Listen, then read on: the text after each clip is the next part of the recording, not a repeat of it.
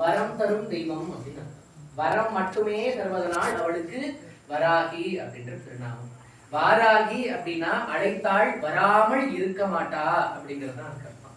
அந்த அம்பாளை மந்திரம் சொல்லி அழைப்பது அப்படிங்கிறது ரொம்ப ரொம்ப விசேஷம். எதுக்காக இந்த மந்திரம்? ஏன் சும்மா கூப்பிட்டா அம்மா வரமாட்டாளா அப்படின்னா, மந்திரம் அப்படிங்கிறது மனமானது ஒரு நிலை செய்வதற்கான கருவி. சும்மா ஒரு இடத்துல உட்காந்துருந்தா மனசு ஒரு நிலையா உட்காருமா என்ன? வீட்லயே விட்டுட்டு வந்துட்டோமே, கேஸ் ஆஃப் பண்ணோமா, லைட் ஆஃப் பண்ணோமா, ஒழுங்கா போட்டோமா, வீட்டுக்காரர் வந்துருவாரு, எத்தனை யோசனை மனசுக்குள்ள வருது. நாளைக்கு என்ன செய்யணும், நாளை கழிச்சு விசேஷம், என்ன புடவை வாங்கணும், ஜாக்கெட் கொடுத்து டெஸ்டானான்னு மனசு அழப்பாஞ்சிட்டே தான் இருக்குமே ஒழிஞ்சு ஒரு நிலைக்கு வராது. அப்ப ஒரு நிலைக்கு வர்றதுக்கான கருவி என்ன? ஒரு ஏகமான மனதோடு சொல்லக்கூடிய மந்திரம். நேர நிமிர்ந்து இப்ப நான் சொல்லக்கூடிய மந்திரத்தை இன்னும் கொஞ்சம் முன்னாடி எல்லாரும் வந்துக்கலாம், வெளியே உள்ள வரலாம், இன்னும் கொஞ்சம் முன்னாடி வாங்க. எவ்வளவு நெருக்கி உட்கார முடியுமோ உட்கார்ந்துக்கங்க, ஒன்னும் குறைவில்லை. தாராளமா எல்லாரும் உள்ள வந்து உட்காருங்க. எல்லாரும் உள்ள வந்தாச்சா? அம்பாள மனசார பிரார்த்தனை பண்ணி, ஏன்னா எல்லாருக்கும் நிறைய குறைகள் இருக்கு. நிறைவான மனிதன் அப்படின்றத அம்பாள் இந்த பூவுலகத்துல படைக்கவே இல்லை. மகாராஜாவா இருந்தாலும் எப்பேற்பட்ட தனமானாக இருந்தாலும் அவனுக்கு ஒரு குறை அம்மா கொடுத்திருப்பா. ஏன்னா குறைவில்லாத மனிதர்கள் தேவர்களுக்கு ஒப்பாகிறார்கள். தேவர்கள் எல்லாம் பூவுலகத்துல வாழ முடியுமா? இந்த பூமியில வாழ முடியுமா? என்ன, அவங்க எல்லாம் தேவலோகத்துல இருப்பாங்க.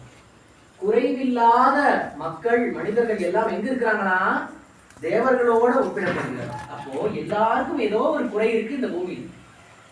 ஒரு குறை, எது பெரிய குறையோ, எது மிகவும் அவசியமான அத்தியாவசியமான தேவையோ, நிறைய அடுக்கடுக்கான தேவைகள் நமக்கு இருக்குது. எது எனக்கு முக்கியமா வேணும், அம்மா எனக்கு இதுதான் முக்கியம், எனக்கு முதல்ல இதை செஞ்சு கொடு அப்படின்னு ஒரு விஷயம் இருக்கும்ல. எப்பவுமே ஒரு விஷயம் கிடைச்சிச்சுன்னா அடுத்தடுத்த விஷயத்துக்கு மனசு போகும். ஆனா இந்த நிமிஷத்துல நான் சொல்றதை கேளுங்க. எது ரொம்ப அவசியமோ, எது ரொம்ப முக்கியமோ அதை மட்டும் மனசுல நிறுத்தி நேர நிமிர்ந்து உட்கார்ந்து நான் சொல்ற மந்திரத்தை 108 முறை சொல்லுங்க. சரியா? அம்பாளுக்கு அந்த மந்திராட்சணை அப்படிங்கிறது ரொம்ப விசேஷம். நேர நிமிர்ந்து உட்காருங்க. அந்த இடுப்பு மூலாதாரத்துல இருந்து அந்த குடலை வரைக்கும் இருக்கக்கூடிய அந்த அந்த முதுகு எலும்பு இருக்கு பாருங்க, அது நேரா இருக்கணும். சரியா? எந்த சிந்தனைகளும் வேண்டாம்.